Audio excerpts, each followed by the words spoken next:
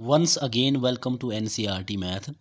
Class 10th का math solve कर रहे हैं और प्रश्नावली 2.2 प्रश्न नंबर 1 का पहला पार्ट हमने पिछली वीडियो में किया था। आज करेंगे इसका सेकंड पार्ट। बिना देरी के शुरू करते हैं इसका दूसरा पार्ट। चलिए, प्रश्न है 4s² माइनस 4s प्लस 1।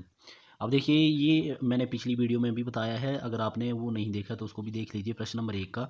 और अगर नहीं तो यहाँ भी मैं आपको बता दे रहा हूँ। ax² plus B X plus C बराबर 0, ये द्विघात बहुपद का फॉर्मूला है। इस फॉर्मूले से आप पहचान सकते हैं अगर कोई बहुपद इस रूप में है तो वो द्विघात बहुपद है। तो चलिए, ये आपका जो बहुपद है ये इस रूप में है तो ये द्विघात बहुपद है। अब यहाँ से हमने देखो क्या किया है, a की वैल्यू 4 है, ये b जो है b की वैल्यू -4 है, देखिए माइनस लगा हुआ है, -4, और c की वैल्यू 1 है।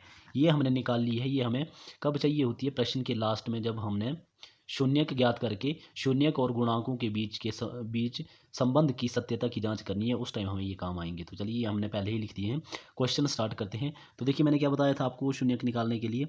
जो लास्ट वाला नंबर है और जो आगे वाला नंबर है, इसको हमने सबसे पहले मल्टीप्लाई करना है। 4 एकम 4, ये देखिए 4 हो गया। अब 4 के हमने निकालने हैं कोई दो ऐसे गुणनखंड जिसको प्लस माइनस करके माइनस का 4 आ जाए और गुणा करके 1 आ जाए। तो अब देखिए, इस 4 के गुणनखंड पहले तो हम निकाल लेते हैं, होते कौन कौन से हैं। 1 होता है, 2, और उसके बाद 4। तो देखिए, 2 और 4 को तो ले नहीं सकते हैं हम।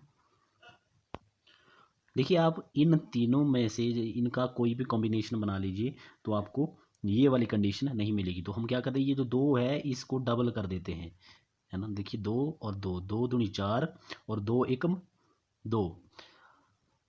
अब देखिए, हमने क्या करना है इसमें से, क्योंकि हमें माइनस का 4 चाहिए है, तो हम क्या करेंगे, देखो, एक माइनस का ले लेंगे। अब ये दूसरा भी माइनस का ले लेंगे। माइनस माइनस प्लस, 2 2 4 हो जाएगा। अगर मैं ये प्लस का लेता हूँ तो माइनस प्लस माइनस हो जाएगा, और 2 में से 2 गए 0, तब तो 4 बनेगा नहीं, इसलिए हमें दोनों माइनस के लेने पड़ेंगे। फिर हम s को तोड़ रहे हैं तो इनके साथ s भी लग जाएगा।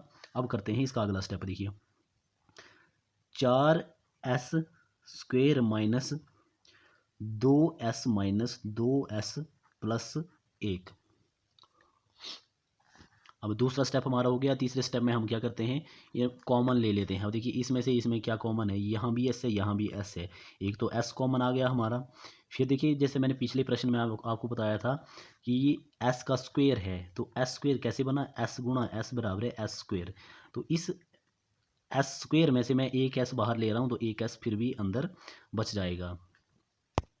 और देखिए, यहाँ पर भी 2 है, यहाँ पर भी 2 है। 4 में 2 कैसे है, देखिए 2 गुणा 2 बराबर है 4। तो इसमें से मैं 4 में से 2 बाहर निकाल लेता हूँ तो अंदर फिर से 2 बच जाएगा।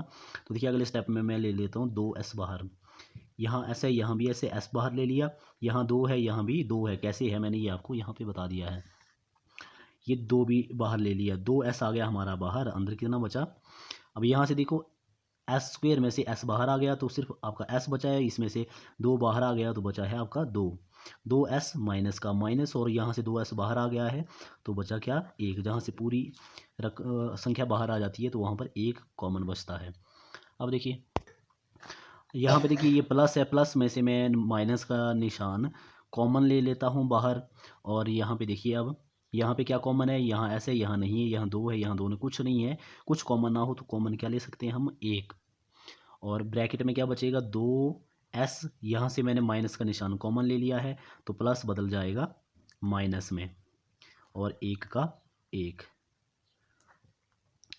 ये आप ध्यान रखेंगे, ये s है, ये भी s है, ये भी s है।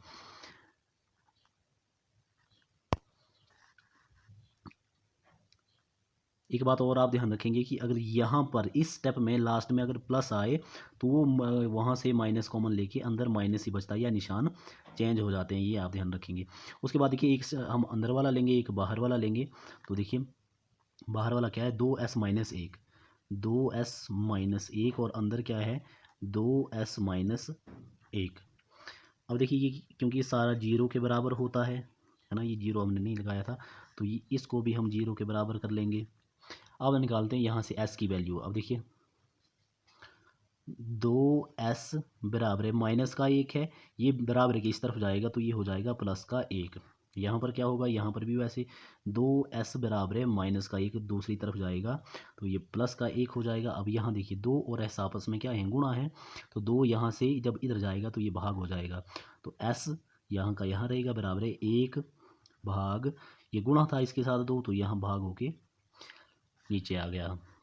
यहाँ पर भी सेम ही है, s आपका बाहर आ जाएगा 1 बटा यहाँ 2 गुणा में है s के साथ तो यहाँ आ जाएगा भाग में। तो s की वैल्यू क्या आई, दोनों जगह हमारी 1/2 आई। तो हम क्या करते थे, इसको मान लेते हैं अल्फ़ा, इसको मान लेते हैं बीटा।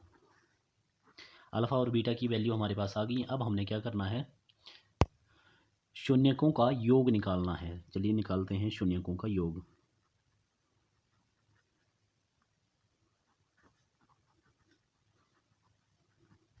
देखिए इसका फॉर्मूला मैंने आपको क्या बताया था कल, alpha plus beta equal to minus B बटा सी। अब ये माइनस बी और सी की वैल्यू ये देखिए हमने क्वेश्चन के स्टार्टिंग में ही निकाल दी थी। कहाँ से निकाली थी, यहाँ से ए की वैल्यू, यहाँ से बी की वैल्यू -4 और यहाँ से सी की वैल्यू 1। तो चलिए अब इस फॉर्मूले में हम वैल्यूज़ भरते हैं। अल्फ़ा की वैल्यू आई है हमारे पास 1/2 जमा लगेगा फॉर्मूले का, बीटा की वैल्यू 1/2 बराबर है, बी की वैल्यू क्या है हमारे पास, बी है हमारे पास -4 तो ये माइनस लगेगा फॉर्मूले का, और बी की वैल्यू -4 बटा सी की वैल्यू देखिए 1 है। अब करते हैं इसको सॉल्व। देखिए कैसे करेंगे, भिन्न का जमा मैंने आपको पहले भी बताया हुआ कैसे करेंगे कि 2 एकम 2 जमा 2 एकम 2 फिर बटा 2 दूनी 4। यहाँ पे थोड़ी सी मिस्टेक हो गई है, मैं यहाँ पर बराबर है -b बटा सी, नहीं a होता है। तो चलिए a की वैल्यू देखिए क्या है, यहाँ पर a की वैल्यू है हमारे पास 4, तो यहाँ भी आएगा हमारा 4। शून्यकों का जब योग निकालेंगे हम, अल्फ़ा प्लस बीटा बराबर -b बटा a, तो a की वैल्यू 4 है। तो अब देखिए ये माइनस से माइनस कट हो जाएगा, बचा क्या आपका 4/4। यहाँ पे देखिए 2 + 2 हो गया हमारा 4/4 बराबर है, ये आया हम 4 एकम 4 1, तो यहाँ पर आ गया 1, यहाँ पर भी आ गया 1। तो इसको हम ऐसे लिख सकते हैं 1 बराबर है 1। ये देखिए हमने शून्यकों का जो योग है ये निकाल करके उसके बाद हमने क्या कर दिया, इनके संबंध जो है उसकी जांच कर ली है। इसकी जांच कब हो जाएगी हमारी पूरी, जब दोनों साइड बराबर आ जाएगी। तो LHS बराबर RHS। अब शून्यकों का गुणनफल निकाल लेते हैं। देखिए शून्यकों का गुणनफल, देखिए इसका फॉर्मूला मैंने आपको क्या बताया था कल, अल्फ़ा गुणा बीटा बराबर है C/A, C/A। वैल्यूज़ पुट कर लेते हैं इसमें। अल्फ़ा की वैल्यू 1/2 गुणा 1/2, बीटा की वैल्यू भी वही है। सी की वैल्यू हमारे पास यहाँ पर देख सकते हैं आप लोग, सी की वैल्यू है 1 और ए की वैल्यू है 4। तो देखिए सी की जगह लिखेंगे 1, ए की जगह लिखेंगे 4। अब हमारे पास आगे देखिए क्या हो जाएगा, 1 एकम 1/2 दूनी 4 बराबर है 1/4। तो ये भी हमारा क्या आ गया, शून्यकों गुणांकों के संबंध की सत्यता की जांच हमने कर ली है, क्योंकि दोनों साइड हमारी बराबर आ गई है। LHS बराबर RHS, यही हमारा आंसर है।